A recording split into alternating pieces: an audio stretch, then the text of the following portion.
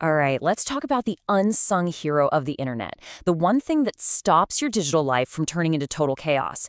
I mean, it's the reason your video call doesn't suddenly start showing your emails. And yeah, it's called the transport layer. So let's kick things off with a problem that, we all deal with every single day, probably without even realizing it. I mean, just think about what you might be doing right now.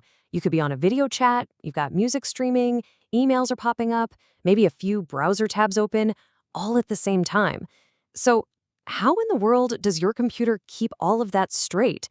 How does it make sure your boss's face doesn't get scrambled with your Spotify playlist? Well, it turns out there is this master traffic director, working tirelessly behind the scenes, making sure none of that chaos actually happens.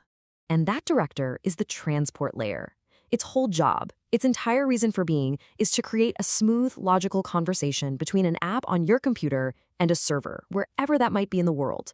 You can kind of think of it as the manager for the whole data delivery show. And this really gives you the perfect picture of where it fits in. See, the transport layer sits right there in the middle, between your apps, your web browser, your email client, and all that complex network stuff happening underneath. It's the essential bridge, translating what your app is asking for into a language the network can actually work with. So what's this bridge actually doing? Well, it's basically juggling three big jobs at once. First, it has to track every individual conversation. Your video call is one thing, your email is a totally separate conversation. Next, it takes big chunks of data and chops them up into smaller, more manageable pieces. And finally, and this is super important, it uses these things called port numbers to slap a label on each piece, making sure it gets delivered to the exact right application. Okay, now here's where it gets really interesting. The transport layer doesn't just have one trick up its sleeve. Nope, it actually has two completely different personalities, and the best way to think about them is like a tale of two very different careers. So on one hand, you've got TCP. That's the transmission control protocol. This is your super reliable courier. Think of it like certified mail. Every single piece of your message is guaranteed to arrive, and not just arrive, but arrive in the right order. It's meticulous. Then you've got UDP, the user datagram protocol. This is the speedy courier. This is like scribbling a note on a postcard and tossing it in the mail.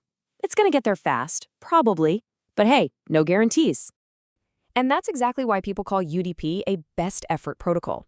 It literally just sends the data and hopes for the best. There's no tracking, no confirmation, nothing. It just sends it and forgets about it. Fire and forget. Okay, so you're probably thinking, why would anyone choose the unreliable postcard over the guaranteed package? And that's a great question. To get the answer, we've got to pop the hood and see what makes these two couriers tick. And right here, you can see the difference in black and white. It all comes down to their paperwork, which in network speak is called a header. Look at TCP on the left. It's got this chunky 20-byte header packed with info for tracking and confirming every little piece. All that paperwork makes it reliable, for sure, but it also slows things down. Now look at UDP on the right. It's got this tiny, minimalist 8-byte header.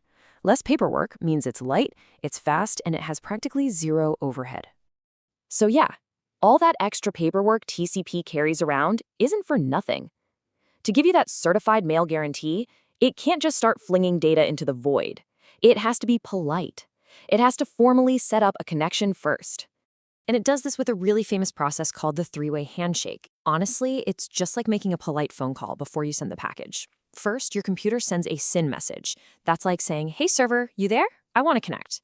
The server then sends back a SYN-ACK, which is basically, "Yep, I'm here, and I acknowledge you want to connect." And finally, your computer sends one last ACK, short for acknowledge, which says, "Awesome, we're connected. Let's talk." It's this little back and forth, this little dance that makes TCP so incredibly reliable. Before even a single byte of your actual data is sent, this handshake makes sure that the destination is present, active, and totally ready to receive it. Okay, so we've got our careful, meticulous career and our super fast, kind of reckless one. But what does all this tech talk actually mean for you and me? Well, let's connect it to the apps we are literally using every single day. Because here's the thing, different apps have totally different priorities. Let's take email. You need every single word to show up, and in the right order. If even one tiny piece goes missing, the whole message could be garbage. That is a job for our reliable friend TCP. But now think about a live video call. If one tiny little packet of audio drops, what happens? You might get a tiny little glitch, a blip you barely even notice. And isn't that way better than the whole call freezing while TCP scrambles to resend that one missing piece? Of course it is. For anything real-time, speed is everything, and that's where UDP shines. So who's hiring our reliable courier, TCP? Well, it's the absolute backbone for anything where perfection is the only option. We're talking email, browsing the web, downloading files. For these jobs, getting it right is always more important than getting it there a split second faster. And what about our speed demon, UDP? This is the protocol that powers the real-time internet, live video streaming, voice calls, and especially online gaming. For all of these, a smooth, uninterrupted experience is the name of the game, even if it means a pixel here or a soundbite there gets lost in transit. And all of this really brings us to a final big question. As we demand more and more real-time everything, more streaming, more gaming, more instant connection, which one of these careers do you think will win the future of the internet? Is it going to be the rock-solid, can't-fail reliability of TCP? Or is it the raw, blistering speed of UDP? It's this fundamental choice, this trade-off, that's shaping literally everything we do online.